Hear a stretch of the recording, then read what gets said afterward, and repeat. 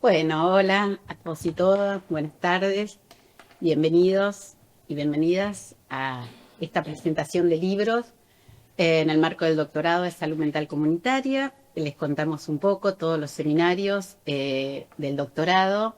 Estamos haciendo un espacio de presentación de libros que reúne las producciones que venimos haciendo en nuestra comunidad educativa como resultado de las tesis doctorales y como resultado del trabajo de nuestros docentes. Ya hemos presentado varios libros y en esta ocasión vamos a presentar dos tesis doctorales que fueron convertidas en libros, que forman parte de una colección que queremos mucho, que es la colección Doctorado en Salud Mental Comunitaria, y que esperamos poder, aún en esta coyuntura, seguir sosteniéndola, porque nos parece como un aporte más que valioso transmitir todo el trabajo que significa un trabajo de investigación postdoctoral sobre una temática específica y que pueda, digamos, articularse con el resto de los trabajos que hay, digamos, o que se van desarrollando en el marco del posgrado. En este caso, bueno, casi siempre, pero especialmente en esta presentación, nos interesaba mucho porque si bien el doctorado tiene diferentes seminarios, uno no puede abarcar en los seminarios todas las problemáticas que integran el campo de la salud mental comunitaria. Entonces, hay dos problemáticas centrales que ahora vamos a ver, que son dos problemáticas que no veníamos desarrollando específicamente en términos de seminarios, que por ahí sí estos libros sean de alguna manera un puntapié para que hagamos algunos seminarios visuales vinculados a estas dos problemáticas específicas.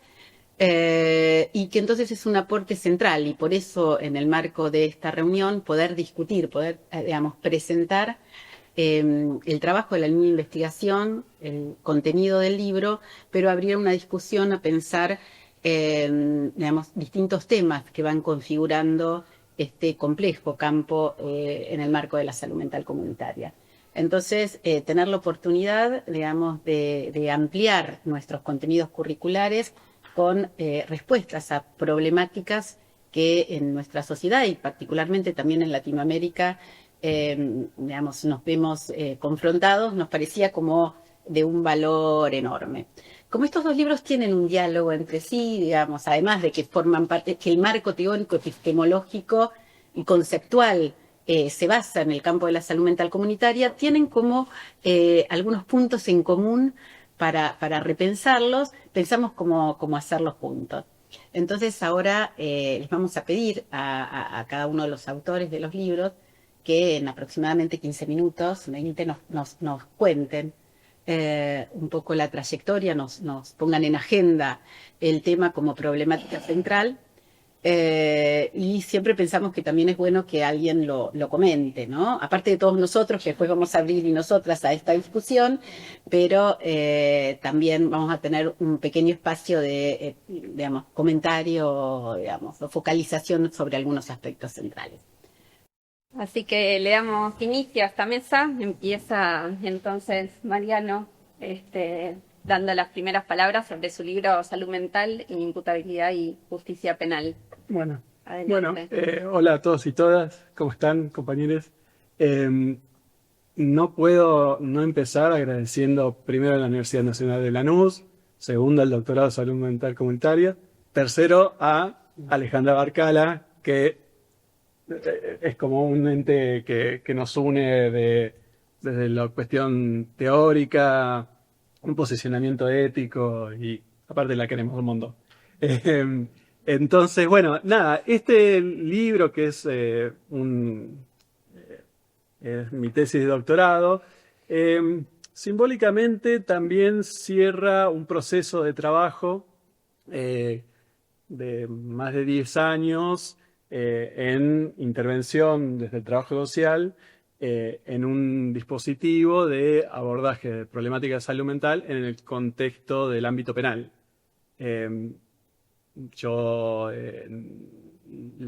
hace un montón de años, cuando empecé a trabajar en lo que era la antigua Unidad 20, que después se transformó en Prisma, yo conocía de cárceles, no quería trabajar, y después vamos a discutir con el doctor Russo, en una fuerza de seguridad como era el Servicio Penitenciario Federal, Y esa unidad lo que tenía de particular era que éramos profesionales civiles, que fue una intervención de una cárcel producto de las innumerables violaciones de derechos humanos.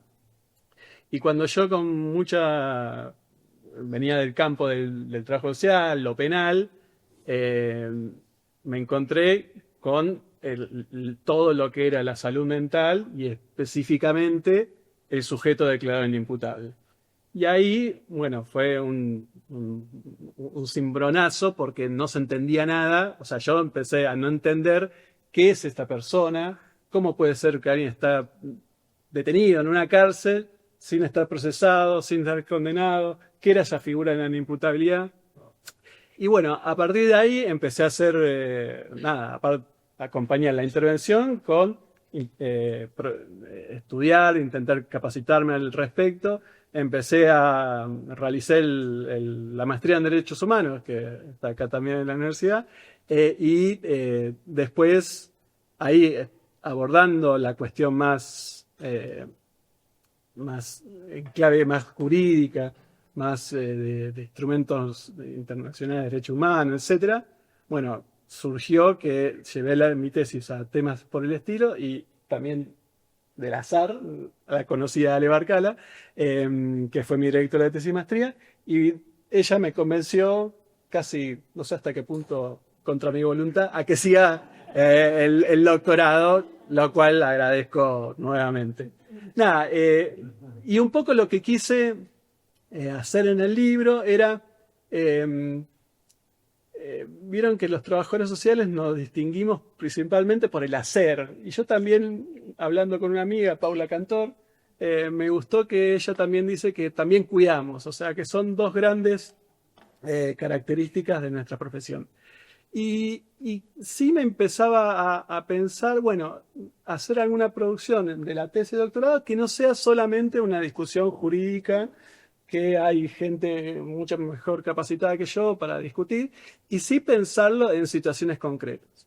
Entonces, en un primer momento, la tesis, hizo un proyecto de tesis un poco delirante, pero donde la idea era comparar cómo distintas jurisdicciones abordaban la aparición del sujeto declarado inimputable. Y a medida que empecé a realizarla, me encontré con un caso que yo había intervenido como trabajador social dentro de Prisma, que a medida que aumentaba el conocimiento veía un montón de cuestiones que eran excepcionales y a su vez eran habituales en esta problemática. Excepcionales, ¿por qué? Porque venía una jurisdicción que tenía un determinado, una jurisdicción que era Tierra del Fuego, que tenía un determinado arreglo institucional tanto relacionado a las cárceles e instituciones penales y de salud y de salud mental. A su vez tenía otra cuestión excepcional, una práctica bastante habitual que ante la falta de manicomios en Tierra del Fuego, la práctica era que derivaban a las personas a 3.000 kilómetros de distancia para que haga tratamiento en clave manicomial en Buenos Aires. Entonces eso también generaba algo de, bueno, acá hay una trampa de clave de la ley, digamos. Y a su vez también tuve acceso al expediente que tenía particularidades, o la reconstrucción del sujeto. Era una persona, yo tomé un caso de estudio, una persona que tenía una trayectoria muy de cárceles. Y también por el arreglo institucional de las defensorías del Poder Judicial de Tierra del Fuego, que pensemos las dimensiones, las particularidades, era diferente a la que uno capaz que conocemos acá en Buenos Aires, que somos medio porteños céntricos. Había un conocimiento previo de la defensora de esta persona en condenas anteriores que en ese momento hizo un delito que la inexplicabilidad lo hizo llevar para el campo de la salud mental. Y de vuelta, que es medio la conclusión del libro, cuando entra el campo de la salud mental a discutir en lo penal, produce delegaciones de facultades. O sea, la salud mental delega o toma responsabilidades relacionadas a qué hacer con ese sujeto que le cede la justicia penal. hay un pedacito muy lindo de una cita de Foucault que dice algo así como el vergonzoso oficio de castigar se transforma en el bello objeto de curar. Algo ahí se pone en juego. Y sí, esta persona fue derivada en su momento al programa Prisma, que era donde yo trabajaba, y pude tomar como conocimiento de su situación personal, lo que le había pasado, toda su trayectoria vital, toda su trayectoria penitenciaria, familiar, etc. Y él también relacionaba algo de la inexplicabilidad del hecho por el cual no fue condenado, fue declarado inimputable. A su vez, nada, accediendo al expediente, tiene un montón de cuestiones interesantes para analizar. La pericia fue algo que con Eugenia, que fue mi directora de tesis, que no, también que sin haberla sido mi directora no lo hubiese terminado jamás esto, nos daba con un montón de cuestiones que, usando marcos teóricos de Foucault normales, veíamos que todo lo que las categorías que presentaba hace 50 años Foucault se repetían hace 5. Eso era también como muy rico para tomar el análisis. Y sí, el recorrido de esta situación judicial de esta persona, mezclado también con un intento de análisis de mi propia intervención, intentando tomar distancia, pero yo no puedo, era como medio contradictorio decir mi intervención fue mala, o sea, fue mi intervención. Sí intentar lograr la distancia óptima para reconstruir no solamente el trabajo judicial a través del expediente, sino algo que es el trabajo extrajudicial que es medio invisibilizado. Gestiones, reuniones, encuentros con otros organismos. Y sí me parece interesante cómo a través de armar un dispositivo ad hoc para esta situación con el Poder Judicial de Tierra del Fuego, un programa de salud mental que era el Prisma, la intervención de la Casa de Tierra del Fuego en Buenos Aires, una obra social que era la de Tierra del Fuego que logró financiar una internación privada postpenitenciaria, etcétera, se logró que esta persona no solamente pueda salir de esa situación irregular, que era la medida de seguridad, que es un tipo diferencial de pena sin fecha de finalización, y ayudarla a construir un proyecto de vida postpenitenciario. Que de vuelta, que debería ser en base a políticas públicas que funcionen, pero bueno, lo postpenitenciario, para quienes no están al tanto, es agua. Y sí me pareció como a modo medio de conclusión de la investigación, porque para ello también no solamente entrevisté a profesionales especializados en el tema de inimputabilidad, como es Ezequiel Mercurio, Florencia, que es médico psiquiatra, Florencia Henglin, que es una abogada, que lo que ella propone, que es muy interesante, es la incorporación de la Convención de Derechos de Discapacidad para pelear el 34 del Código Penal. Esa discusión, ella propone que establece, y coincido totalmente, que en el campo penal la Convención no se está aplicando y hace un ruido enorme porque genera estas situaciones excepcionales. Que estas situaciones excepcionales no solamente es en Argentina, sino es compartido en toda Latinoamérica. O sea, en toda Latinoamérica no queda muy en claro qué hacer con los inimputables.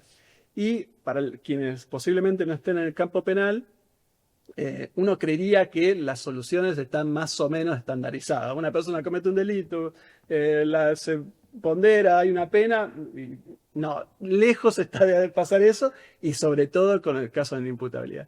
Y sí, ahí identifiqué también a modo de conclusión que lo que pasa con cada sujeto declarado inimputable va a ser casi único y va a depender de las jurisdicciones. O sea, ¿qué hay de dispositivos de salud mental ahí? ¿Qué hay de dispositivos de penitenciarios? El rol que tienen los profesionales múltiples, y sí reconocer de vuelta que el 34 sigue conviviendo, que es del Código Penal, que define la inimputabilidad, digamos, quiénes son punible o no, tiene la contradicción con la ley de salud mental relacionada a las altas, digamos. ¿Por qué? Mi teoría es que no se pudo avanzar en ese problema porque la ley de salud mental no salía nunca más. El 34, piensen que es de 1920, está basado en toda una concepción de la salud mental, las problemáticas de salud mental de la época. Atrasa, obviamente, 100 años y no dialoga casi nada con todo lo relacionado a la discapacidad, a la salud mental, ya sea la convención, la ley de salud mental, el código civil, etc. O sea, esa contradicción está irresoluta y se repite diariamente en todas las jurisdicciones. Y de vuelta, no es lo mismo lo que sucede en la ciudad de Buenos Aires que en el sur, que en Mendoza, que en el Chaco, etc. Y uno de los capítulos, o 2 capítulos de mi libro, analizo Prisma como política pública y su trayectoria a lo largo de los años. No es lo mismo el programa Prisma que cuando se creó que en la actualidad, con cambio de gobierno, etcétera, etcétera. Y sí, a modo de cierre, señalar las dificultades y interrogantes que se generan en el campo de la justicia, en el campo de lo asistencial, de vuelta, cada vez que aparece una declarada de imputable. Por dar algún seminario acá, o en la especialización, en la maestría, a veces ex estudiantes me llaman, me dicen, che, tengo esto, ¿qué hago? ¿Qué sé yo? Charlemos, intentemos pensar más o menos juntos, a ver cómo se puede intentar abordar dependiendo de la función de cuál me llama. Hay gente del órgano de revisión, hay de equipos asistenciales, pero a todos les genera una gran duda sobre qué hacer y termina siendo, sobre todo, un problema porque el Estado reconoce a las personas con problemática de salud mental como unas personas con especial situación de vulnerabilidad. A su vez, los organismos internacionales establecen algo similar a aquellos que están detenidos. Entonces, este doble estigma genera con muchas menos herramientas para poder defenderse de, a veces, las dos instituciones, manicomio y cárcel o lo penal, que es una parte la cárcel es una parte de lo penal. Así que bueno, esto es lo que intenté hacer en este proyecto, en esta tesis. Fue muy estimulante y nada, de vuelta le agradezco a Ale por la posibilidad de que salga en formato libro y sí, pensar y seguir como trabajando y militando desde los lugares que estamos para que estas personas que suelen ser invisibilizados tanto dentro de lo sanitario y dentro de la justicia penal, intentar problematizar y seguir discutiendo, porque hay experiencias que está posible que hice yo, pero hay otras experiencias que generan ruidos y generan intentos de repensar la situación con las condicionantes que hay. Así que bueno, te agradezco, Ale. Gracias, Mariano. Invitamos a Eugenia Bianchi, como dijo Mariano, además de ser la directora de tesis de Mariano, es profesora de nuestros posgrados, de los posgrados en salud mental comunitaria de nuestra universidad. Y así que, bueno, estamos muy contentas de tenerla acá en esta presentación. Nos va a compartir algunas palabras sobre el libro de Marian, así que sí, la escuchamos. Gracias. Sí, bueno, muchas gracias por estar a todos, a todas, a todes, por la altura del año y demás. Me organicé un poco la gramática para leer, pero voy levantando y un poco, ¿sí? ¿Estamos? Voy a tomar entonces algunas cosas que escribí para el prólogo del libro como punto de partida y que ahora las desarrollo un poquito más, y ya que tenemos estos momentitos. Para comenzar quería decir que el hecho que este libro esté hoy publicado es resultado de muchas y distintas iniciativas. En primera instancia, lógicamente, resulta del desafío que llevó a Mariano a retrabajar y adaptar su tesis doctoral, realizada en el marco del doctorado en salud mental comunitaria aquí en la Universidad Nacional de Lanús, retrabajarla para ofrecer los resultados de su investigación en este formato a un público interesado, diverso y amplio, no es el mismo tipo de escritura, no son las mismas reglas, y ese retrabajo es un valor en sí mismo, poder convertir una tesis de investigación, una investigación de doctorado en un libro con estas características. Quienes estamos acá sabemos y valoramos que la publicación de este libro es también resultado de la iniciativa amorosa y tenaz de Alejandra Bercala, directora del doctorado en salud mental comunitaria de esta universidad, quien impulsó y concretó la publicación por parte de la editorial UNLA, que fue la editorial encargada de la edición de este volumen. Esta iniciativa editorial hizo lugar ya a la publicación de otras tesis de doctorado, lo contaba Alejandra, empezando con la tesis de Mariana Bergoy, y bueno, tenemos ahora la de Mariano, la de Bruno Henning, la tuya, así que se va conformando una serie que en tiempos de tantos obstáculos para la universidad pública, para la ciencia y la tecnología en sus múltiples formas, tiene, ¿no?, un agregado. Quiero decir que esta fuerza siempre sutil y también siempre elegante, pero inclaudicable de Alejandra, amerita destacarlo especialmente, así que aquí quería tener este momento. Pero bueno, volviendo a la investigación que llevó adelante Mariano y que está registrada en el libro, me gustaría aprovechar estos minutos para plantear algunas cuestiones que creo que nos pueden ayudar a valorar con más elementos la relevancia de esta publicación. En primer lugar, la investigación trata sobre una temática sumamente valiosa, dado que plantea un entrecruzamiento conflictivo, ¿sí?, un entrecruzamiento conflictivo entre dos campos de peso, el de la salud mental y el penal.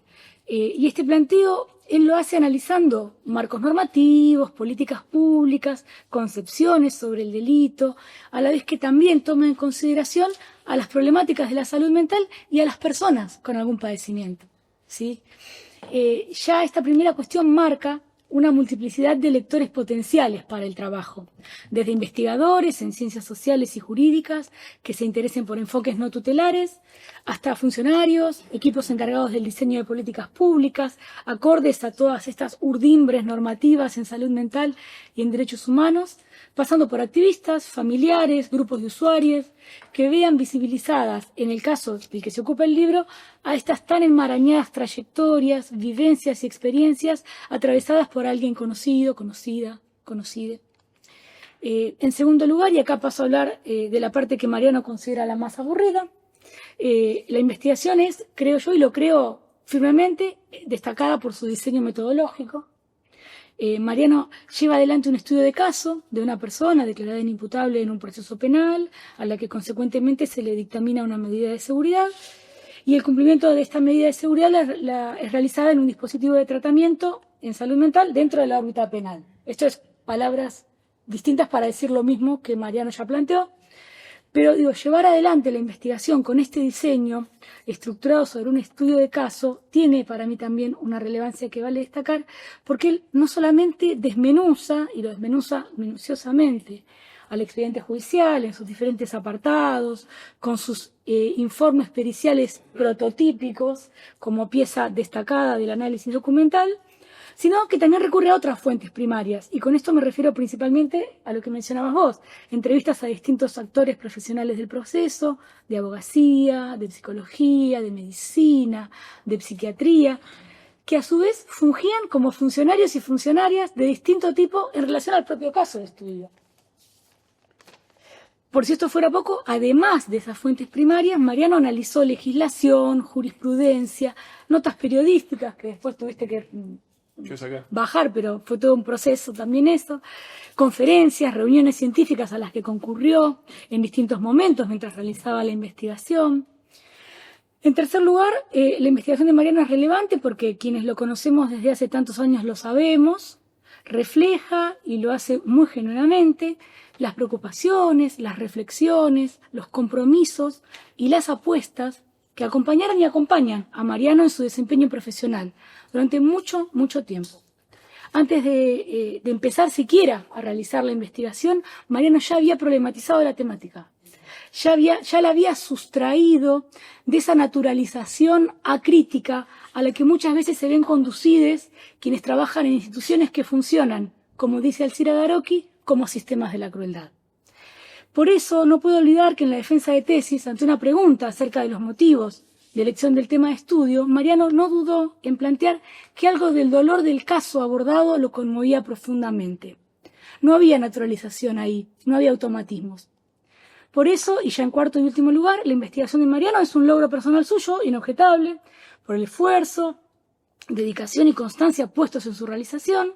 ¿A qué me refiero con esto? A que hacer la investigación, luego terminar, entregar la tesis, significó para Mariano incorporar él mismo y producir él mismo objetivos, hipótesis, antecedentes, metodologías, reflexiones, estructuras argumentativas y de fundamentación, y lenguajes para la comunicación de resultados. Todo eso lo hizo, y lo hizo de un modo sumamente riguroso y claro. Y lo hizo, vale destacarlo, bajo las formas propias de su profesión, el trabajo social. Una profesión muchas veces lateralizada, subestimada, y que esta investigación deja sumamente en claro que puede realizar aportes distintivos y sustantivos en la problemática, y con foco en la salud mental y en los derechos humanos. Pero también, por último, cierro con unas palabras para otros destinatarios de este libro, que no estén directamente implicados en la investigación, pero sí alcanzados por los resultados y propuestas profesionales y sociales a los que la investigación convoca y exhorta. Me refiero a quienes queremos a Mariano y sabemos de su gran corazón. También para nosotros la publicación de este libro es un poco un logro al que queremos sumarnos, para compartir con él y que nos permitimos acompañar con profundo cariño y empatía. Ojalá que quienes lean este libro encuentren al finalizarlo también estas ganas de sumarse a compartir este logro, que de ese modo va a ser un logro colectivo.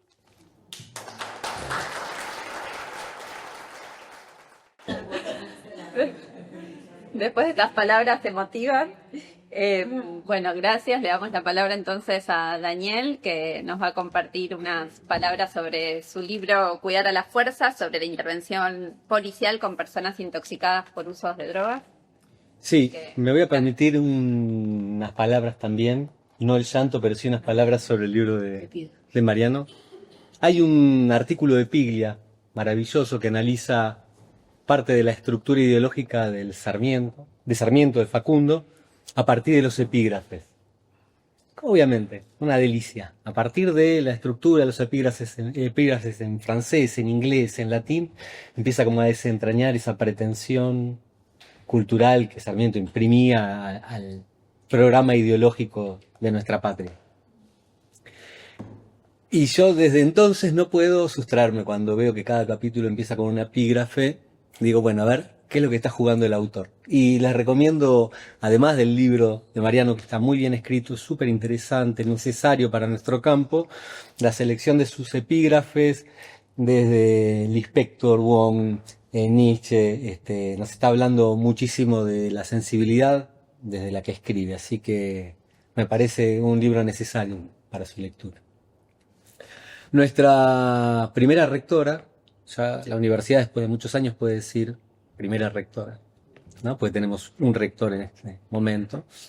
Nuestra primera rectora, Ana Jaramillo, decía allá y entonces que la vida y sus tensiones no respeta las disciplinas, ¿no? Se manifiesta de manera desbordada y que las disciplinas después hacen esfuerzos denodados para poder enmarcar dentro de sus propias perspectivas algunas definiciones que le permitan hacer operativas en el campo. Y que por eso abría el juego hacia la lógica de campos problemáticos. Y si ustedes miran la oferta académica de nuestra universidad, de nuestra amada y adorada universidad, está vinculada a campos que desbordan todo el tiempo la lógica disciplinar. Entonces, por ejemplo, tenemos, donde tengo una de mis inscripciones en la carrera de Seguridad Ciudadana, un campo en donde la cuestión de la lógica de producción de derechos, del campo penal, entran en juego y configuran una idea que no puede explicarse desde ninguna disciplina, pero el campo problemático en sí trata de dar una visión novedosa y acorde a la presentación de las problemáticas en el campo. Entiendo que salud mental comunitaria tiene la misma lógica, desborda los órdenes disciplinarios y trata de componer un monstruo extraño de múltiples formas, con escamas, branquias, varios ojos, ¿no? Y que cada quien va interpretando a su propia biografía, perspectiva e ideología. Pero tanto la tesis de Marra como la mía hablan de que ya los campos no alcanzan a cubrir los modos en que las tensiones se expresan. Porque en ambos casos son intersecciones, solapamientos de campos problemáticos, en donde la lógica disciplinar estalla. Quedan marcas, aparecen algunas estelas de esas disciplinas que nos formaron, que nos ponen en diálogo con la historia, la filosofía, la política, nos ponen en diálogo con la biología, nos ponen en diálogo con un montón de universos en los que seguramente Mariano también tuvo que bucear para poder hacer su trabajo. En el mío particular, y en relación al libro, que agradezco en tu nombre, Ale, a todo el proceso y el esfuerzo colectivo que implica esta colección, una de las partes más lindas que tiene el libro, y acá sí, contengo lágrimas, es que está financiado por la SPU. Esto significa que la Universidad Pública del Sistema de Ciencia permite que estas páginas lleguen a ustedes, ¿no? Que no es el fruto de una mano invisible del mercado, sino de un esfuerzo colectivo que discute, estudia y plantea estos temas que hoy conforman la colección. Una hermosa colección, por cierto.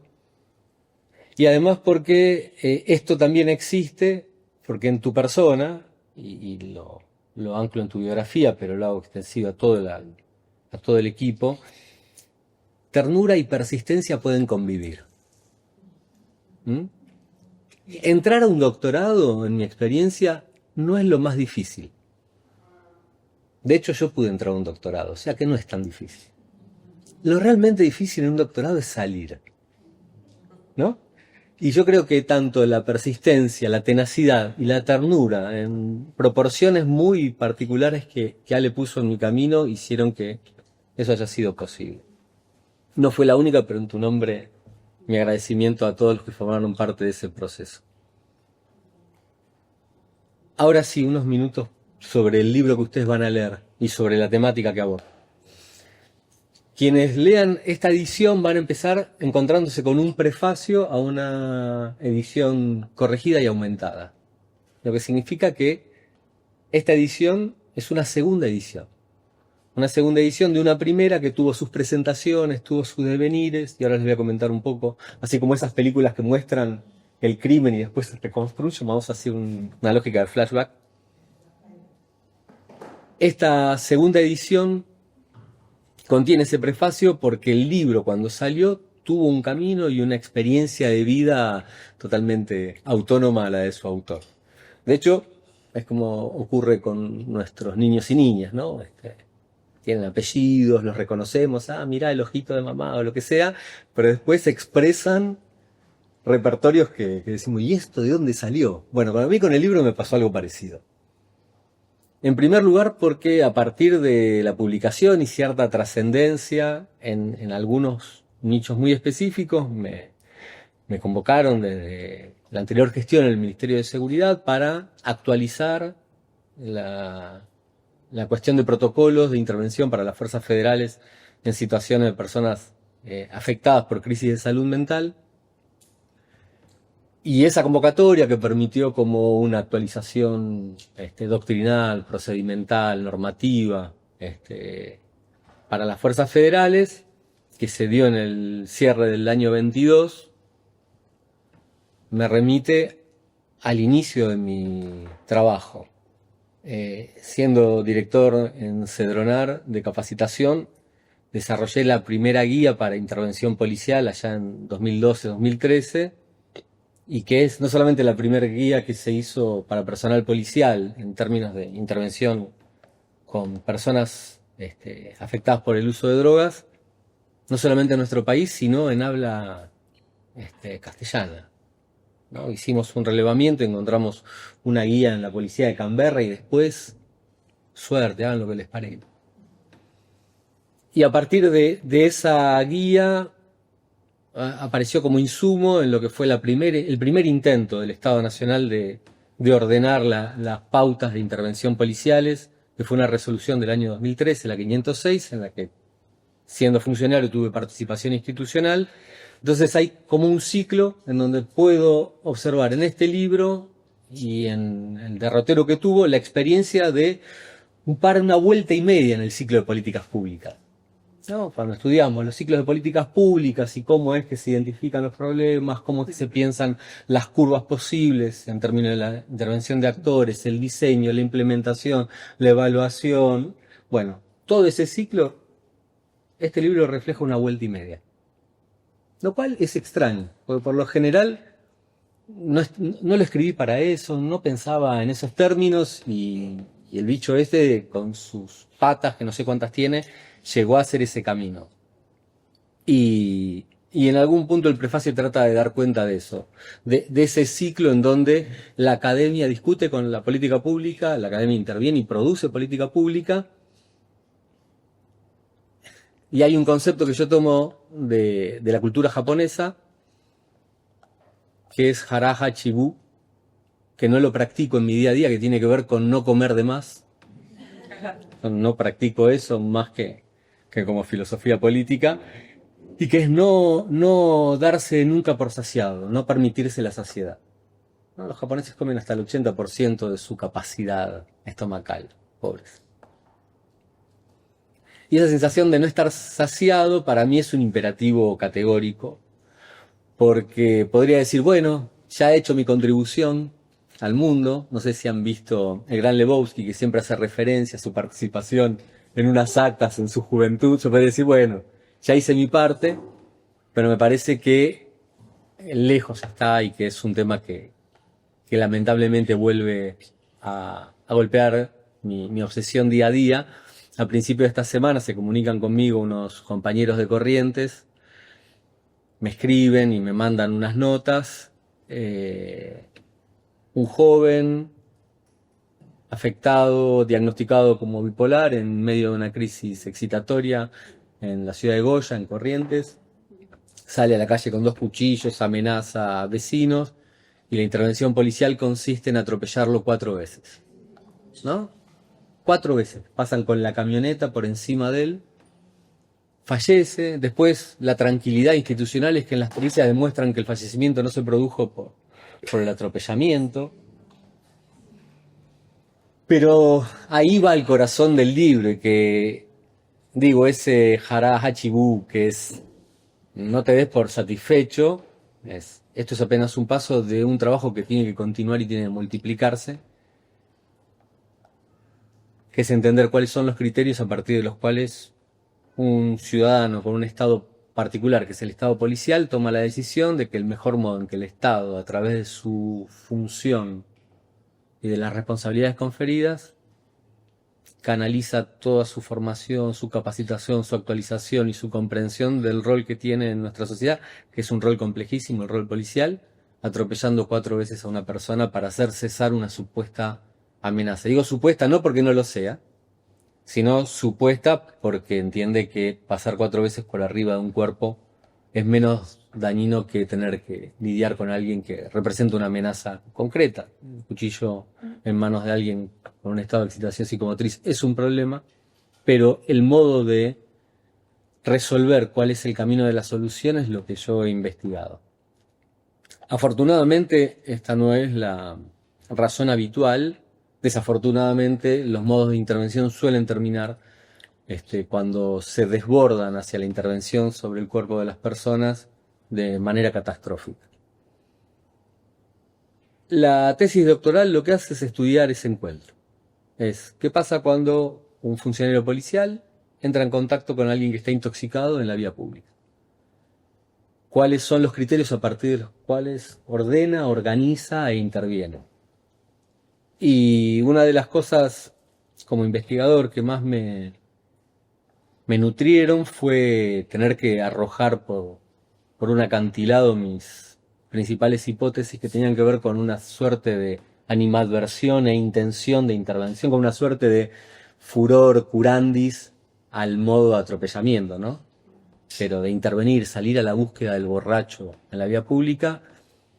Y por suerte, a partir de que fue esa hipótesis negada una y otra vez por cada uno de mis entrevistados, pude empezar a abrir la cabeza a realmente entender qué es lo que estaba pasando allí. Y lo primero que encontré es que los funcionarios policiales le temen mucho más al proceso administrativo que a las balas. Pueden afrontar una situación de tiroteo no sin estrés, pero con cierta preparación. Pero cuando tienen que dar cuenta de sus intervenciones en términos administrativos, aparece una situación de terror. El encuentro con alguien intoxicado es una espada de Damocles, porque la persona en el ámbito de la Ciudad de Buenos Aires, salvo situaciones excepcionales, puede negarse a recibir la intervención médica. Por tanto, aun si el funcionario logra contener la escena, convoca al SAME, el SAME llega y los médicos se presentan, la persona puede no querer ser atendida. Entonces, lo más lógico para ellos es dejar la escena por fuera de su interferencia. ¿Cómo? Bueno, expulsándolo geográficamente de su área de incumbencia. Lo cual también abre un campo muy problemático, que es qué pasa si automáticamente esa persona sufre un accidente o produce un hecho de daño hacia terceros o hacia sí mismo y queda el registro de ese encuentro inicial entre el policía y la persona. Entonces, les diría, es una escena temida, es una suerte de San Roque, ¿no? Lejos de salir a la calle diciendo ojalá me encuentre un borracho para leccionarlo, es San Roque, San Roque, que un borracho no me toque, porque es voy a poder gastar muchísimas horas de mi servicio en una situación que no es competencia primaria y en la cual puedo quedar pegado administrativamente y escalar según la intención de un fiscal hacia un nivel de reprobación mucho más que simplemente un problema administrativo. A partir de allí se abre un espectro de configuración ideológica y práctica que para mí fue alucinante construir, reconstruir, trazar. Y que de alguna manera pone en evidencia, sin entrar en un terreno nietzscheano como los epígrafes del Marra, en una lógica de un sinsentido de la convivencia en nuestra sociedad actual que es elevadísima. Como, bueno, son escenas en donde se ven las costuras del sinsentido de nuestra existencia como sociedad. Y para no hundirme en ese terreno depresivo, lo que hice fue ayudar a desarrollar todos los protocolos de intervención y tratar de ordenar esto con lógicas que permitan adaptar a lo que los funcionarios tienen en la cabeza, que es un sistema muy claro de progresividad en la intervención, que está dado por la doctrina del uso racional de la fuerza, en sus primeros renglones que aluden a la presencia, a la comunicación y a la posibilidad de intervenir sobre el cuerpo del otro de manera no letal. Así que el libro va construyendo eso, va dejando algunas pinceladas de mis pasiones que no entraron por suerte, porque si no hubiese sido una tesis interminable, y de hecho escribir una tesis no es tan difícil como tener que tirar todo lo que uno ya ha escrito en una tesis y alguien con criterio le dice esto no va, es una acción dolorosísima. Realmente es como no me hagas sacar este capítulo sobre Grecia antigua que es alucinante. Me dicen sí, pero no es el objeto de tu tesis. Pero fíjate qué bueno porque Alcibíades ya les va a pasar. Ya les va a pasar o les está pasando. Pero en ese proceso también me sirvió para discutir en términos geopolíticos, en términos de la estructuración del sistema del régimen internacional de drogas ilícitas, que regula la experiencia de los estados modernos en relación a ciertas sustancias, y también para desmitificar un poco la mirada canónica sobre eso, de que las prohibiciones empiezan cuando se inaugura 1908 las primeras sesiones internacionales de lo que era la Liga de Naciones para discutir el tema de drogas, porque no es cierto. La primera condena que incluye tenencia de estupefacientes es del año 415 antes de nuestra era y se la comió el general Alcibíades. Y en la próxima tesis les prometo ahondar sobre eso. Así que bueno, llegará el momento. Marian, te damos la palabra. A mí me ofrecieron ser comentador del libro de Daniel, lo cual me divirtió un montón, así que... y como verán, lo hago más relajado que presentarte al mío, obviamente. Bueno, nada, primero es un libro súper ameno de leer, entretenido. Te imaginas a Daniel Russo tirando piedra en el palo avalancha de la cancha de Lanús. Yo de la tribuna del frente, remarcando tu déficit de instalaciones de luz y de agua sanitaria, etc. Pero esa es otra discusión que vamos a obviar. Sí me parece como, primero para destacar esto que comenta Daniel y trae en el libro, cómo su tesis pudo derivar en protocolos de actuación para estos campos. Es como una cuestión muy interesante porque a veces uno cree que, no sé, que sirva para algo lo que uno produce, pero bueno, es una mirada un poco utilitarista de este mundo, que no sé si es el mejor, pero bueno. Y a su vez, cuando yo empecé a leer, sentía algo de incomodidad. ¿Por qué? Porque pese a que ya estoy bastante viejo, mi posición ante la policía está guiada por Ricky Espinosa. Ricky Espinosa cantaba Nunca serás policía, ni de provincia ni de capital. Una gran canción, recomiendo. Flemático. A su vez, tenía la particularidad que, pese a esa incomodidad, uno lidia con fuerzas de seguridad y por momentos cuenta con ellas. Y después me puse a pensar en mi trabajo dentro de las cárceles, pese, como repito, que nunca fue policía.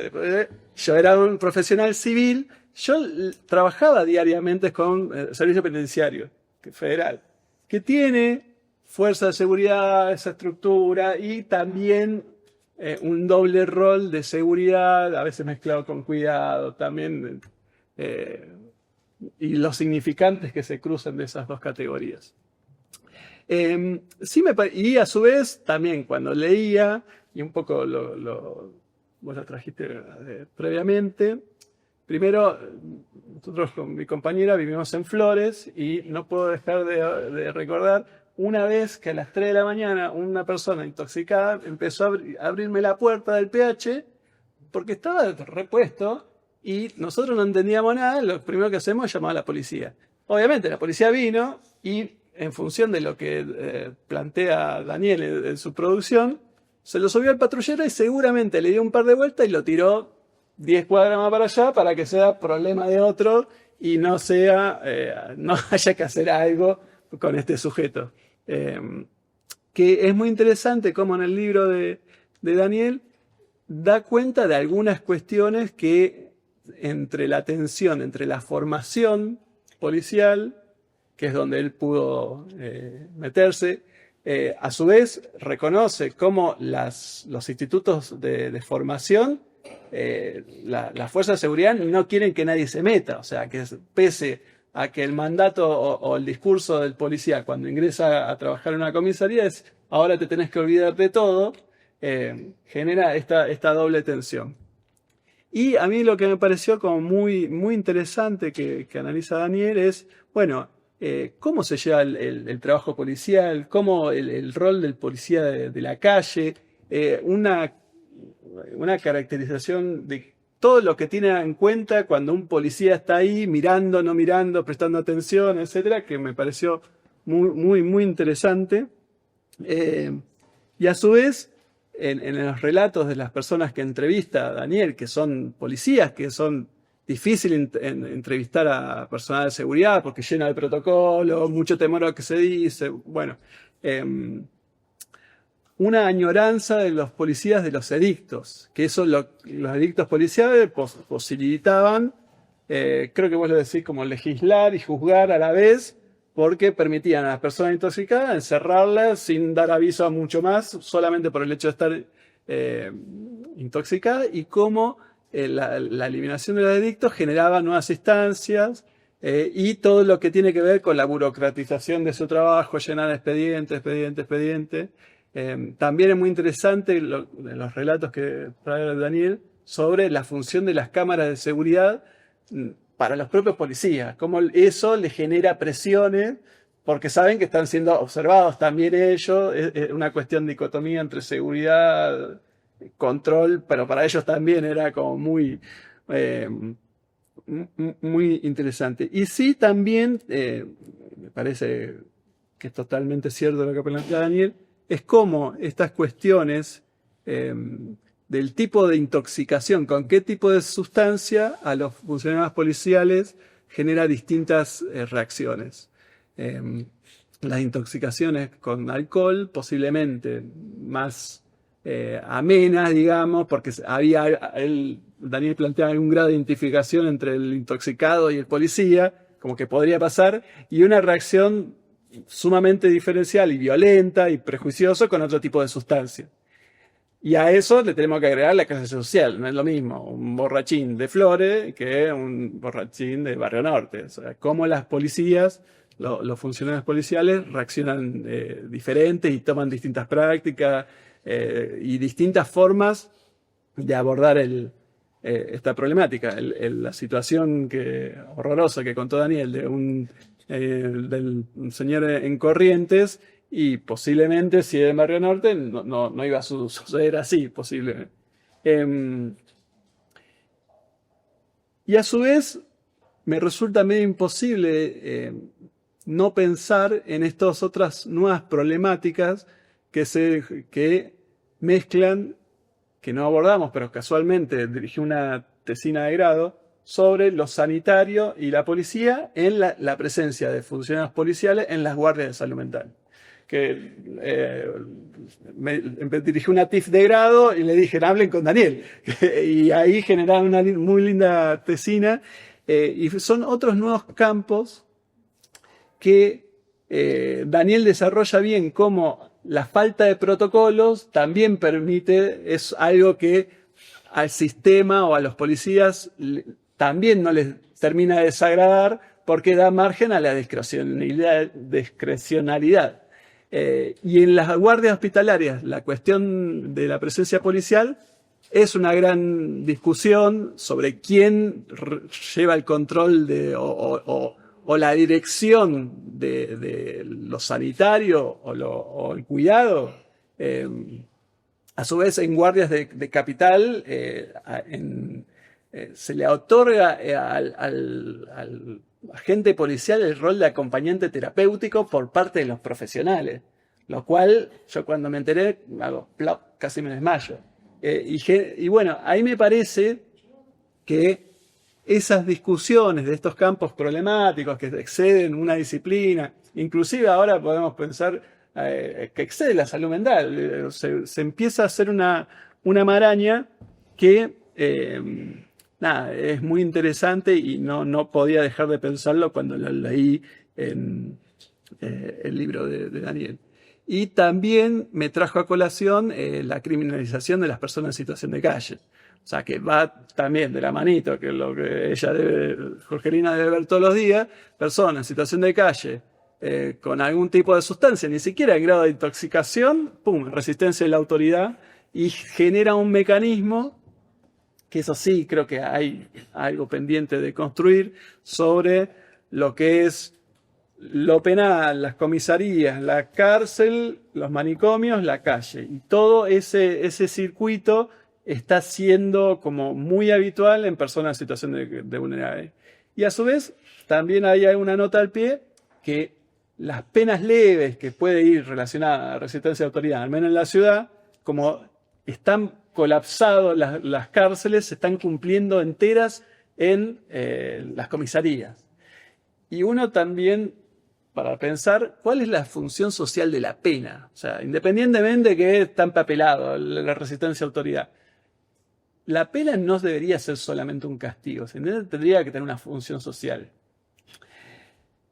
de resocialización. Podemos hacer toda una discusión sobre ese mito, pero sí me parece interesante que este circuito y estas penas dentro de las comisarías no hay ningún tipo de abordaje profesional, ni de salud mental, ni siquiera el conservador que nosotros criticamos. O sea, no hay un Morlac ahí interviniendo en la cabeza de los sujetos.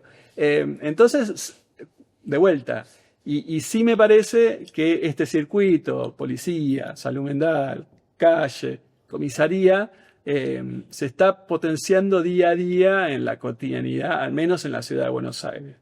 Y por último, el que tiene las ganas de leer los dos libros, me parece interesante recuperar la figura del vagabundo como el elemento que puede hacer transversar los dos, el sujeto, posiblemente en situación de calle, con algún tipo de consumo, que pone en tensión a los distintos campos y que son víctimas o apuntados por la fuerza de seguridad, después va al campo de lo penal, sanitario, y vuelve y termina siendo, girando en ese círculo,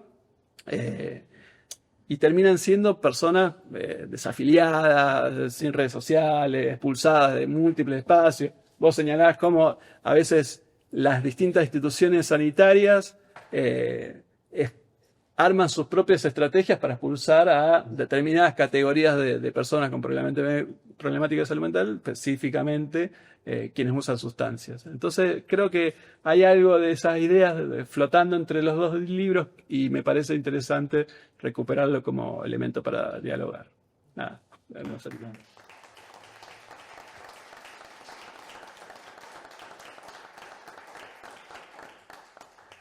Bueno, muchas gracias, Mariano. Abrimos un espacio de diálogo, de pregunta, intercambio. No sé si alguien quiere comentar algo. No, o sea, ambas presentaciones son provocadoras, digamos, en un montón de aspectos.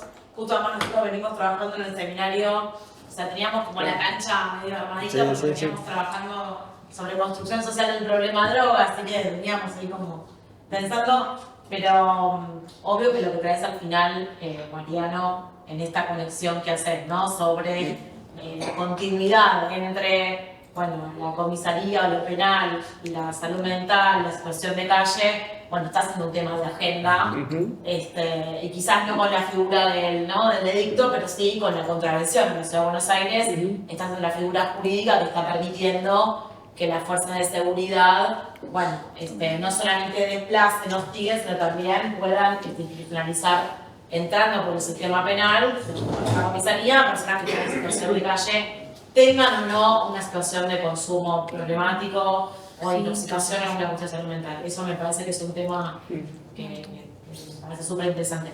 Pero tenía una pregunta para Daniel, sobre todo en esto que traes, y pensaba en la cuestión de la voluntarización de la atención, ¿no? Porque vos traes ahí, bueno, ¿qué pasa en una situación de intoxicación donde, bueno, el otro te dice, no quiero la asistencia, ¿no? Entonces ahí, yo no sé si querías profundizar, a mí me hizo muchas preguntas, porque creo que además es como el talón un poco de Aquiles, ¿no? En la ley, en la asistencia, ¿no? ¿En qué momento una persona en situación de intoxicación, o quién evalúa en una situación de intoxicación cuando interviene una fuerza de seguridad, el policía o el efector, está en esa situación de poder evaluar la voluntariedad en aceptar esa intervención o no? No sé, son preguntas que me hago, ¿con qué indicadores la fuerza de seguridad en esa escena puede, bueno, evaluar eso? Y cuánto en una situación de intoxicación, ¿no? Como el límite, ¿no? Son todos los bordes en la cuestión que pueda, bueno, la verdad que no me quiero atender, ¿no? O sea, ahí hay una cuestión que creo que en la cuestión de salud mental, en la cuestión del uso de drogas, a veces es como muy compleja la palabra, muy acuciante, porque claro, es que no sé si con otros padecimientos de salud mental, no sé, desde tu campo eso apareció, si con otras situaciones de crisis subjetiva también aparece la misma cuestión, o si esto de no puedo hacer, no puedo intervenir como respuesta, solo aparece en la cuestión de intoxicación porque un usuario en el espacio público te diga, yo no me quiero atender. Que muchas veces es el argumento que estamos escuchando, y por eso conecto con situación de calle, es el argumento que escuchamos en los funcionarios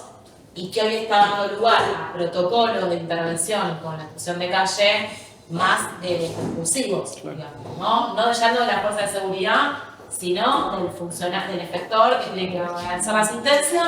Hay protocolos de salud mental para la situación de calle que están siendo denunciados, ¿no? Como, bueno, están como cuestión de cómo están funcionando. ¿Se entiende mi pregunta? No sé si es mucha introducción, pero me parece que la cuestión de la voluntarización es un interrogante, ¿no? ¿En qué momento? Lo mismo que en la observación que vos le traías en tu devolución, que bueno, de la fuerza de seguridad como acompañante, ¿no? Digo, de hecho en las internaciones involuntarias en el hospital, el momento en el que se va el policía, porque terminó algo, ¿no? ¿En qué momento pasa de involuntario a voluntario? Nada, lo dejo ahí para pensar, no tengo una... Mira, una pequeña del barrio. La mamá de una amiga, la Juana, se cayó en la calle. Le falló el cálculo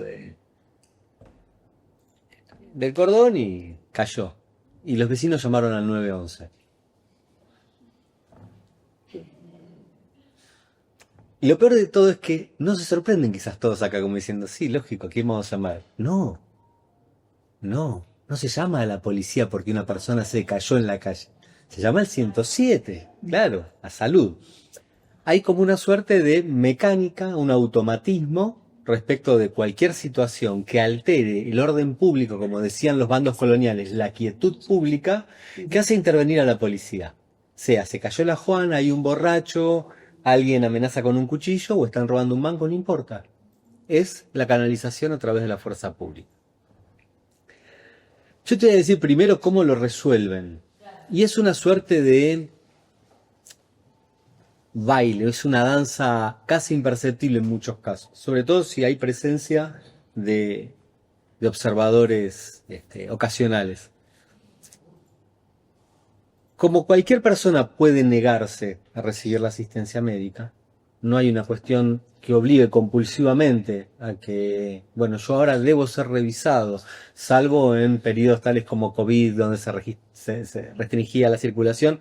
En estos momentos donde no tenemos limitaciones, podemos negarnos a recibir la asistencia como ciudadanos, estemos o no intoxicados. El policía es un sujeto que traduce en términos prácticos todo lo que va ocurriendo como campo posible de escenario.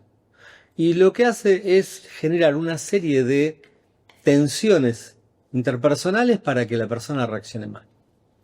Y por lo general eso tiene que ver con tratos que rozan la falta de respeto o el avasallamiento, y en donde la persona genera la reacción, ya automáticamente puede encauzar hacia el campo penal. Y en el campo penal no necesita ni la autorización, ni la presencia de un médico, y el llame que llamé y no vine hace 3 horas.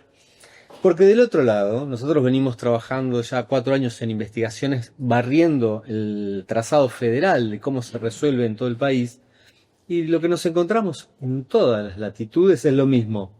Ok, llegamos nosotros, contenemos, mantenemos la situación, llamamos a emergencias médicas. Dice, ¿pero está sangrando? No, pero ¿tiene un hueso expuesto? Besitos. En un par de días llegamos. Entonces hay una cuestión de naturaleza de autopreservación. Informan mal, informan tensionando el cuadro de situación para que emergencias médicas llegue. Emergencias muchas veces llega y dice, me llamás por un borracho, me llamás por un falopero, ¿no? Pegan media vuelta y se van sin intervención directamente. Y en los casos donde por X situación se produce un traslado a guardias médicas, las guardias médicas son absolutamente expulsivas de estas situaciones. Y una de las formas de expulsar es recibiendo y dejando la puerta abierta, no solo para recibir, sino también para la salida voluntaria. Entonces, yo quiero echar a alguien, le dejo la puerta abierta y le digo, ya vengo. Y es muy sencillo. Claro. Entonces, retomo muy brevemente una cosa que decía Mariano, que es, bueno, esta situación con la policía. Yo soy nacido y criado en el conurbano y mi adolescencia la empecé a caminar en el retorno democrático, en donde toda la estructura de Trócoli, ministro del Interior, y la policía estaba intacta respecto a la dictadura. No es que llegó la democracia, bueno, ahora... O sea que los primeros años de aleteo en las calles fueron absolutamente tensos. Y como para morigerar esa tensión, yo tomé una excelente decisión que era andar con una cresta. Claro. Como para pasar desapercibido. O sea que conozco perfectamente lo que es esa tensión interpersonal. Ahora, con la madurez que dan los años o la maduración de la carne, no sé bien de qué. ¿No te crees? No, que aparte ya no crece más el pelo. Cresta. una cresta, una intencionalidad de cresta solamente. No puedo negar el carácter central en la construcción social que tiene la institución policial. Sin institución policial no hay posibilidad de régimen democrático. Y para alguien nacido y criado en el conurbano y bla, bla, bla, y para cada quien de los aquí presentes puede sonar de distinta manera, pero es la institución policial la que garantiza la posibilidad de una convivencia democrática, la que garantiza la polis. Y a veces entender que en su intervención lo más razonable es extinguir la vida de quien representa una amenaza, es un proceso de reconversión cognitiva extremadamente traumático, pero que tuvimos que trabajar. Nos decían, ¿y cómo hacemos si? Y en realidad ningún funcionario en ningún nivel tiene como obligación perder su vida para cumplir su rol. Entonces nos hemos visto obligados a replantear y reformular nuestra comprensión de lo que significa la preservación de la vida, los riesgos vitales, la lógica de las intervenciones, la legalidad, la oportunidad. Hemos salido quienes trabajamos en esto transformados de ese proceso. En esa lógica, por supuesto, yo no puedo valorar positivamente esta simplificación operativa de vamos acá, pero lo entiendo porque esos hiatos, esos gaps que deja la lógica de cuánto entra mi voluntad. ¿Cuánto entra mi voluntad cuando estoy alucinando, por ejemplo? ¿Cuánto tengo mi voluntad? ¿Cuál es la capacidad que tengo para reafirmarme como sujeto y hacer valer mi derecho a no recibir asistencia cuando estoy dialogando con Buffy y el pato Donald alrededor mío? Bueno, son cuestiones en donde asumir posiciones contrarias también abre la puerta al infierno de la intervención compulsiva, ¿no? Yo prefiero que me aborde compulsivamente un policía y no un médico. Soy honesto. Sí, perdón, yo adhiero que en situaciones esas tiene esa complejidad. Yo sigo trabajando en lo penal en otra área, pero después surgen, el sistema se va a encargar, si no, o sea, la involuntariedad se va a llevar en lo penal. O sea, ahí lo van a terminar engatusando a una persona por resistencia a la autoridad, por algún... El otro día tuve que intervenir en una causa en un señor que se había robado 2 boligomas de una librería. Rompió un vidrio y se llevó 2 boligomas. Y tiene una causa, un robo en suspenso, en situación de calle, que las condiciones que se ponga en contacto con el sistema judicial, que son 3 millones de actores, que no le explicaron nada, le dijeron, anda, toma un papelito con un comunicate acá que te van a seguir. No, lo tiró. Posiblemente todo el sistema está hecho cuando, de vuelta, hay algo de la asistencia, la voluntariedad, no logra abordarlo. La cárcel para mí se está volviendo como el lugar que va a ser voluntad a la fuerza. Como, sí. No, digo, para sumar. De todos modos, yo creo que la involuntariedad sigue siendo el límite. Digo, y voy a traer algo optimista, porque un poco lo que nos viene pasando a varios es que nos vamos dando cuenta que estamos trabajando en proyectos de tesis y estas 2 presentaciones van en la misma dirección, que le dan sentido a la frase que el manicomio y los lugares de encierro pierdan sentido. ¿No? Entonces, generar condiciones sociales para acompañar a las personas en las comunidades, ¿no? Digo, el proyecto de Nadia, de Maricé, de Carla, el mío, otros, hacen visibles estas determinaciones sociales que fueron invisibilizadas por diferentes modos de encierro, ¿no? Entonces hay una imputabilidad, las fuerzas de seguridad como primeros respondentes, me anoté todas las ideas. Sistemas de apoyo para la vida en la comunidad, bueno, yo estoy trabajando en la cuestión de las violencias sexuales, marcas transgeneracionales, ejercicio de maternidades, ¿no? Digo, creo que en ese punto podemos ser optimistas y yo hasta pensaría como en un segundo momento, ya no estamos poniendo el foco o no todo el foco puesto en las violencias institucionales que cotidianamente se ejercen en los centros de internación, sino que estamos pudiendo mirar este modo de construcción social de la locura, ¿no? Y me parece que los 2 libros, eso quería compartir, porque me pareció que es un paso adelante, ¿no? Una mirada, si quieren, más optimista en este momento del miércoles.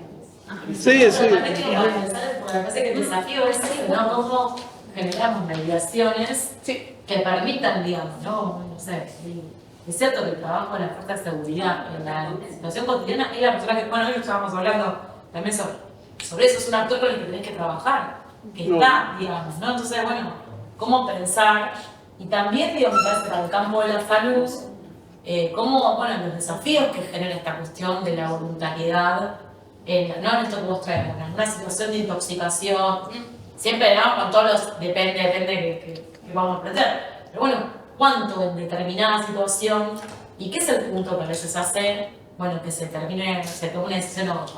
Incluso a veces cuando llega, ¿no?, el equipo para evaluar la implementación, dice, bueno, en este momento no tiene criterio de internación, ¿no? Digo, hay una situación, digo, un área, no sé cómo llamarlo, una intersección, un hiato, como dijiste, bueno, hay algo ahí que genera intervenciones que van, bueno, como para cierta discrecionalidad o la no intervención. Creo que ese sí es un desafío, pensando, ¿no?, en este espacio del doctorado, que también es para en la producción de conocimiento que nos permita, bueno, mejorar los protocolos, mejorar la atención, ampliar derechos, ¿no? Eso todo lo que podemos hacer antes, de llegar a ese punto de límite. Sí, porque la situación del límite te está bien, digamos, ¿no? Para mí la no intervención es una estrategia defensiva muy eficaz, que utilizan todos los actores del sistema judicial, sanitario, policial. Es la mejor forma de protegerse, no actuar, no intervenir. Entonces, el esfuerzo de generar condiciones para las cuales intervenir también contenga a quien interviene. Porque el gran drama de funcionarios es, se me va el laburo o la libertad con esto. Van pegados. Es así, un fiscal que hizo 2 vueltas de tuerca lo deja empapelado al revés. Entonces, personal médico que llega y dice, hay muchas veces cuando llaman, sobre todo en situaciones de crisis familiares, llega personal médico y dice, hasta que no venga la policía no tomo contacto con el paciente. Y dice, pero ¿cómo? ¿Cómo podemos pensar en esos términos? Yo puedo entender la cuestión de ciertas amenazas reales, pero no necesariamente tienen que estar esas amenazas en curso. ¿Está? Es como la reintroducción, como bien planteaba Marra en su libro, la reintroducción de la peligrosidad por otros medios. Y entonces volvés a poner, y hay algo, el primer escalón de la doctrina de uso racional de la fuerza es la presencialidad. Si yo me acerco a una persona intoxicada, podré caerle bien o mal, y su respuesta va a tener que ver con esa modulación absolutamente subjetiva. Pero si yo caigo con uniforme, ya genero un punto de tensión ineludible. Entonces, yo mismo, con uniforme, voy a generar un nivel de tensión que va a disponer a una respuesta otra. Entonces, cuando el personal médico se corre de su responsabilidad y deja a esa primera respuesta, no siendo el primer respondiente, como vos señalabas, sino convocado a tal fin, hay casos, no voy a hablar de casos puntuales, pero hay casos de trascendencia pública que ocurrieron, que terminaron de una manera terrible para todas las partes involucradas. Tiros en el cuerpo, causas judiciales, apartamientos, investigaciones, propuestas de leyes, etc. Y la situación estaba inicialmente contenida y no hacía falta la intervención policial. Entonces hay algo que toda esta escena restituye al campo de la salud una pregunta respecto de responsabilidad. A mí me gustaría hacer un aporte. O sea, escuchando, ¿no?, pues está diciendo, también es importante destacar que la violencia institucional se da por misión, acción o omisión. Cuando un policía tiene que llamar a una asistencia médica, ya tenemos un intendente importante que es una delegación, un arquitecto propio del Estado, que es un médico, una persona que tiene un estudio para el poder del Estado, y desde otra perspectiva, ¿no?, del Estado, es una perspectiva de la salud, y se niega a dar ese apoyo. Entonces, ahí tenemos no solamente una doble cara, ya tenemos un aspecto de que ya se inicia una violación de los derechos, de la atención y demás sobre esa persona intoxicada por parte de los médicos, que entonces se traduce muchas veces en un traslado de ese sujeto a una instancia penal. Que después, nuevamente, se le vulneran los derechos de la instancia penal y así se produce una cadena. Entonces, muchas veces tenemos eso. A mí me tocó, por situaciones de la vida, también actuar sobre estas cuestiones y muchas veces el policía se encuentra limitado en sus facultades, se va a la ambulancia y uno se queda con la persona y tenés al vecino que se queja, el comerciante, sacámelo, llevámelo. Sí. Entonces, también el recurso policía es una doble vara, ¿no? También tiene esa razón de sufrir esa vez institucional propia. Un médico que lo aborda, un médico que lo ayuda, un médico que lo acompaña, y ni hablar si el médico lo lleva al hospital, automáticamente ese policía tiene que remitirse a un nosocomio, estar asistido al compañero de baño, si se ensucia, limpiarlo, porque tampoco tiene una asistencia del hospital, porque como es un borracho, es un adicto, se le pasa el mambo, para así decirlo, y se va a casa. Entonces, eso nada más es mucho hincapié. La consigna policial de mayor duración de la que tenemos registro, no voy a decir la provincia. Empieza con S y termina con Santa Cruz, pero no voy a decir cuál es. Lleva 8 años. Una consigna policial, 8 años. Festejan cumpleaños, navidades, año nuevo, familia, aniversario de consigna, 8 años. Y como todavía no está resuelta la situación clínica, la situación judicial está interdictando, llegan todos los días, hola. Esta situación que los chicos están estudiando ahí, bueno, prolongada durante 8 años. ¿Cuántos tenemos relaciones de 8 años? Duraderas.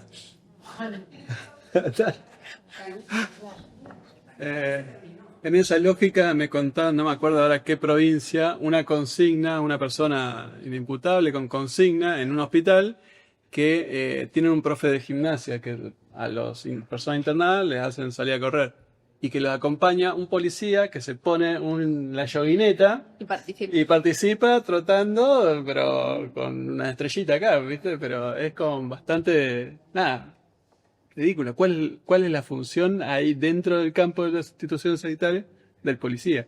Y esto es lo que hizo el compañero de quién comanda, cuál es la función, y termina siendo el gran que escuchamos, este no es para acá, otro no. Igual, en términos de derechos humanos, que es un poco lo que convoca, y para complejizar esto y para pensarlo y discutirlo en otro momento, digamos, en términos de campo problemático, el relator contra la tortura del Comité Interamericano de Derechos Humanos plantea esta cuestión de no intervención como una forma de tortura o de crueldad. Y esto es fuerte. Pensar que la no intervención sanitaria en un momento adecuado es entendido como un modo de crueldad. Y puede llegar a pensarse hasta como una manera de tortura. Entonces, me parece que ahí, digamos, complejizamos para pensar en las tesis que van a investigar el tema de cuáles son los procesos de cuidado en el campo de la salud mental. Es un desafío. Había un compañero que tenía una pregunta. Un poquito contarle que yo trabajo soy enfermero, que trabajo en la Secretaría de Salud, con pacientes de salud mental. Bien. Estoy exclusivamente dedicado con pacientes de salud mental. Y todas las acciones que ustedes están comentando, las que me estoy contando, las vivo a diario, 2 o 3 veces. Pero al policía que llega, haciendo a un usuario detenido, acusado, y a veces no hay en ese momento un interdisciplinario, entonces lo suelta literalmente adentro de la guardia y que sea lo que quiera. Claro, suerte. También veo a veces que llega al paciente, viene el médico y dice: no, en este momento el tipo de impacto que hace hospital no hay, así que dejo que a su casa. Y también veo al policía que está dentro del hospital y tiene al compañero: no puedes hacer esto porque no sé esto. Es como que eso lo veo constantemente todos los días. A mí me parece que todos los actores que estamos interviniendo en esto, de alguna forma estamos dejando de hacer lo que nos corresponde hacer. A veces no es solo ni un policía, ni solo el médico, ni solo el enfermero, que a veces no puede asistir a ese usuario, porque llegás a la guardia y encontrás a todos los pacientes contenidos y decís: ¿dónde está el tratamiento? O sea, contención química, contención física, contención por el química que se ocurra. Entonces, esto es lo que quería remarcar. No es un actor solo, sino que todos los actores de este campo estamos haciendo las cosas no tan bien. ¿Sí? Y a veces de forma intencional. Y yo no llevo al paciente a las 2 de la mañana al hospital porque cumplo mi función que me mandaron a llevar, pero yo sé que no hay guardia de salud mental. Y se lo dejo al policía, que el policía no si querés paro, y ahí va a quedar y va a acabar. Entonces ninguno está asistiendo al usuario como corresponde, que es esto de asegurar algún derecho humano, sus derechos a la salud, que tienen que cantarse. Fuerte. Muy cortito. Sí, tenemos que cerrar. No, yo agradecerles a los dos que se hayan metido con estos temas, porque me parece que son los temas que nadie quiere tocar y que en salud mental están ahí, están todo el tiempo presentes, también como ciudadanos, como otras, agradecerles que se hayan metido con eso. Y justamente antes de que hable, le iba a decir qué importante tu libro en relación, digamos, los hospitales generales, los hospitales psiquiátricos como yo trabajo, tienen policías, tienen agentes, nosotros les llamamos cuidadores hospitalarios, o sea, agentes más de la institución, que siempre tienen un rol difuso, difícil, complejo. Nadia, no estuviste trabajando con unos talleres, porque siempre es, puedo agarrarlo, puedo tocarlo, qué puedo hacer, hasta dónde eso me toca, no me toca. Bueno, el año pasado, porque se me van pasando los años, pero empezamos a hacer algunos talleres para poner un poco esto en discusión con ellos, porque es como un rol muy incómodo, pero donde por ahí los distintos profesionales de salud esperan un accionar que siempre queda de más o queda de menos. Entonces, me parece que haberse metido con los temas de los dos libros, me parece, me da alegría que nos hayamos metido del sistema de salud y que no nos hayan llegado de otro lado como algo para, digamos, tomarlo de este modo, ¿no? Así que, bueno, felicitaciones. Muchas gracias. Bien. Igual, muy cortito, que tenemos que cerrar y continuar. No, agradecerles también por el espacio, interesante el tema, sin embargo, bueno, trato como de hacer una comparación entre lo que viven en Argentina, lo que vivimos nosotros en Colombia, que también son temas diferentes. Se habla a veces mucho de la ausencia del Estado en las mismas comunidades, cuando a veces a las comunidades vamos y hay más Estado que en el mismo Estado. Porque a veces invisibilizamos esas fuerzas comunitarias que se tienen y es importante empezar a resaltar esas fuerzas que tenemos. ¿Por qué?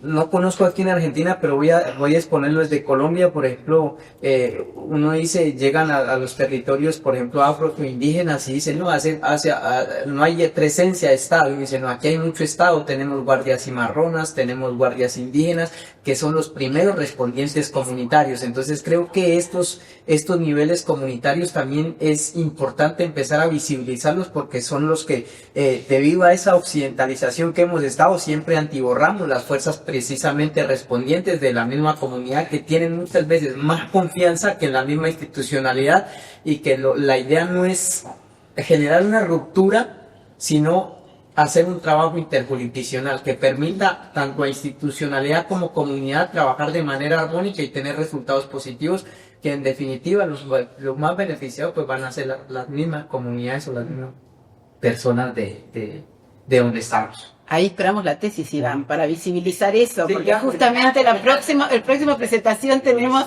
la tesis de Iván visibilizando ese espacio. Muchas gracias, Iván. Muy interesante el comentario.